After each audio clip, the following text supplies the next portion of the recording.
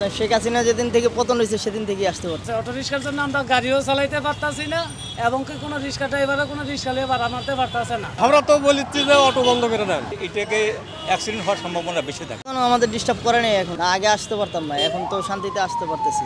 কতদিন আসতে পারতেছি? এই তো আপনার শেখ হাসিনা যেদিন থেকে পতন হয়েছে সেদিন থেকেই আসতে পারতাম। এখন অনুভূতিটা ভালোই লাগে। হ্যাঁ, আশা তো করা যায়, আমরা তো বাইরেছি কর্মের জন্যই। কর্ম না করতে পারলে আমরা চলবো কিভাবে? রিক্সা চলিচ্ছে না তো, খেপ নাই, অটোওয়ালারা খেপ চালাবার দিচ্ছে না, আমাকে খেপারাই নিয়ে যায়। কষ্ট, কালকে মনে করেন যে বিকাল 4টার দিকে বাড়াচ্ছি, দায় হয় 150 টাকা ভাড়া মেরে চলে গেছে। কারণ বুদ্ধি নেই, কি করবো? মজন করলে অটো সাথে দেন, মজন করতে রাখি অটো সাথে না। আমরা তো বলেছি যে অটো বন্ধ করে দেন, তারা চলালে তাহলে আমাকে তো না আশা মারা নেই। কথা বলতেন দিকে কালকে মনে করেন যে 4টার দিকে বাড়াচ্ছি, 10টা পর্যন্ত ভাড়া মারছি 150 টাকা মারে আন্তর ওই অবস্থা চলে গেছে। মনে করেন যে গাড়ি দেওয়া ভাত বিল দেওয়া অনেক 300, পরে ভাতের বিল দিচ্ছে গাড়ি দেওয়া ম্যানেজার করতে গাড়ি দেওয়া হিম করলে ভাড়া মারছি 150 টাকা ভাতের বিল দেওয়াই নেই। এই অবস্থা চলছে। অটো রিক্সার জন্য আমরা গাড়িও চালাইতে পারতাছি না এবং কি কোনো রিক্সা ড্রাইভারে কোনো রিক্সা নিয়ে ভাড়া মারতে পারতাছে না। অটো রিক্সা অতিরিক্ত দিকদারি করতেছে রাস্তাঘাটে, প্রশাসন এটা নিয়ে কোনো কিছু বলে না। এই অ্যাক্সিডেন্ট তো দৈনিক 2-1টা করতেই আছে। আজকেও তো আপনার রায়েরবাগ হয়েছে অ্যাক্সিডেন্ট, রায়েরবাগ বাস স্ট্যান্ডে। তারা গতি বেশি করে চালায়, এরপরে কোনো মান্যতা নাই তা করিতে। যে কোনো একটা গাড়ি একটা হরেন দিছে বা সাইড চাইছে, তারা সাইড দিবে, তারা কোনো সাইড দেয় না।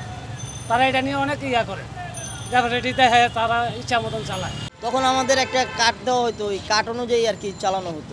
পুলিশের মাধ্যমে দিত, আপনার সাংবাদিকের মাধ্যমে দিত, আপনার পুলিশের মাধ্যমেই দিত আর কি। তখন আসলে কত টাকা খরচ লাগতো, এখন আসলে দেওয়া লাগে কিনা?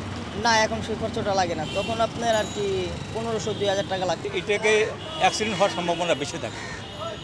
3 চাকার গাড়ি তো, যে কোনো সময় একটা পড়া ব্রেক করলেই সেটা যে কোনো সময় অ্যাক্সিডেন্ট ঘটতে পারে।